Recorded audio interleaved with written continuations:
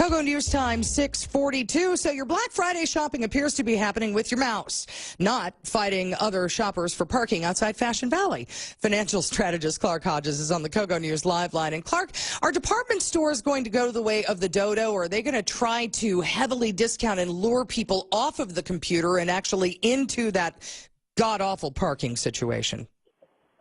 Well, I think if it were me and I was the owner of a bricks and mortar, I think I'd try to enhance the experience so much that they just felt like I'm missing out if I don't go into the actual store and look around. I think that's probably the best thing to do. You're going to get deals everywhere, and I think that's, the best way to get people to resist a little bit of the online. Now, they're going to do both. I mean, people are going to have their experience in the mall, and they're still going to do their Black Friday, rebounding, trying to get people to get out of the way and get them their favorite gift. But I still think a lot of them will go home and buy online after they see the stuff in the store.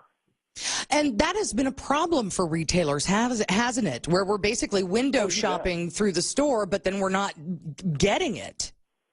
You bet. It's a problem for them that as a board member of a company, you've got to sit down, you got to figure out a strategy, you got to figure out ways to offset that. You got to come up with your own online strategy, to be honest, and get in the game, or you're going to get left behind, because the convenience and the deals and the free shipping, all that adds up to a much better experience for the consumer. And ultimately, if the consumer is going to go where they get the best bargain, the best deal, and are treated the best. And online shopping's here to stay. Well, and do you think that people, if they do feel that they can get a better deal in the store, will actually go in the store and physically pick it up?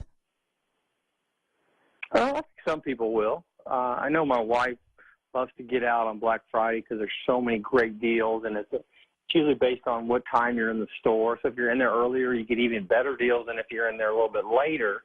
And there's definitely that person that's going to want to do that no matter what. But having said that, you're still going to have a growing online presence every Christmas season. More and more people are doing it. When you have an iPhone or whatever smartphone you have, and you can purchase your items from the train or from your commute or from the air, wherever, it's just so much easier. And you can go in the mall anytime and walk around, but if you actually get it all done, and be able to do it right there on your phone while you sit there on the train going to work, why not? It's a great way. It's a great way to be. It makes life a little bit sweeter, really. Now that the election is over, Clark, are we in a little bit better mood to spend? Because we've seen what's happened on the Dow on Wall Street. It was predicted that everything was going to crash. That just has not happened. So are we feeling confident as Americans? You hit it on the head. I think we are. I think people anticipate now a little bit better economic situations for themselves going forward next year, because they might get a tax break.